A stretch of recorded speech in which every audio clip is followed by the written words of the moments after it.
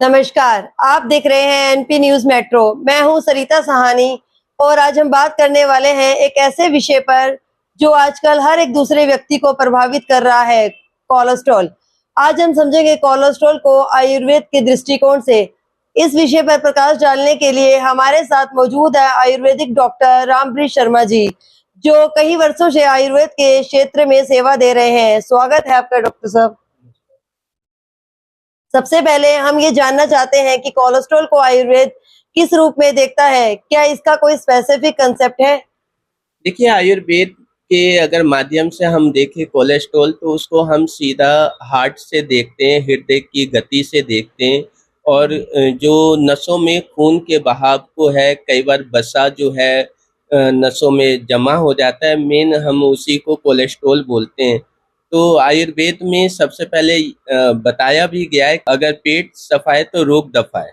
तो बहुत सारी चीज़ें, कोलेस्ट्रॉल भी जो है वो पेट से ही संबंधित है, क्योंकि अगर हम जो हमारे खान-पान की वजह से कोलेस्ट्रॉल की उत्पत्ति होती है। आज के समय में लोग बैड कोलेस्ट्रॉल और गुड कोलेस्ट्रॉल की बात करते हैं। क्या आयुर्वेद में भी इस तरह का विभाजन होता है?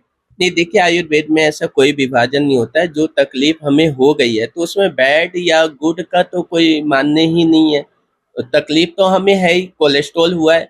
हाँ, हम उसमें ये कह सकते हैं कि कुछ कमी कुछ कम है, कुछ ज़्यादा। कई बार होता है कि उसकी मात्रा जो लेवल है वो बढ़ जाता है, तो उसे हम बैड कह सकते हैं। और कई बार होता है कि उसकी जो मात्रा कम है, तो उसे गुड कह सकते हैं। लेकिन कोलेस्ट्रॉल में, आयुर्वेद में ऐसा कुछ नहीं है कि बैड या गुड, ऐसा कोई मान नहीं।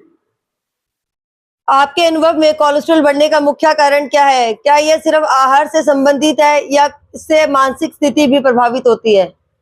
देखिए, इसमें आहार का बहुत बड़ा रोल होता है। आहार की वजह से ही हमें जो शरीर में जो तकलीफ़ें होती हैं, ज़्यादातर जो है आहार की वजह से होता है।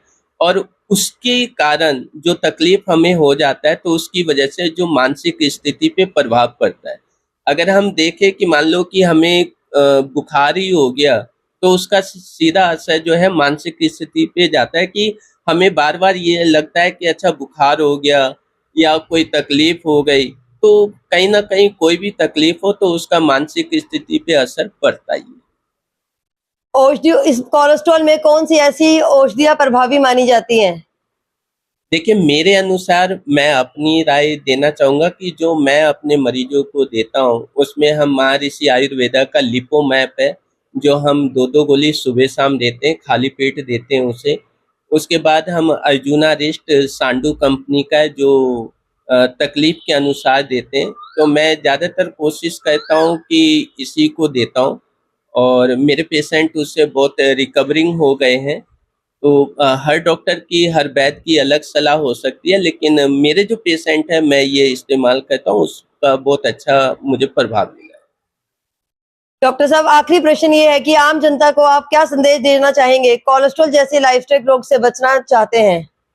देखिए, आप पहले भी कह चुकी हैं कि आहार का सबसे बड़ा रोल होता है इसमें, कोलेस्ट्रॉल में।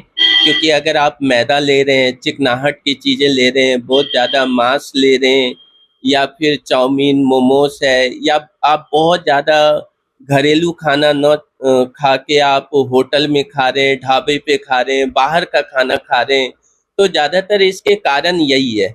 और उससे होता है क्या है कि मोटापा बढ़ता है, साँस फूलने में दिक्कत हो जाता है। आप जब थोड़ा भी चलोगे, साँस फूलने लगेगा। आप वॉक प्रॉपर नहीं कर पाओगे, जो आपकी डेली एक्टिविटी है वो कम हो जाती है। तो आहार को आपने जो है आहार पे संयम रखना है, और कोशिश करें कि घरेलू खाना ही ज़्यादा खाएँ। बहुत-बहुत धन्यवाद डॉक्टर साहब आपका। आपने सरल और साफ तरीके से इस गंभीर विषय को समझाया।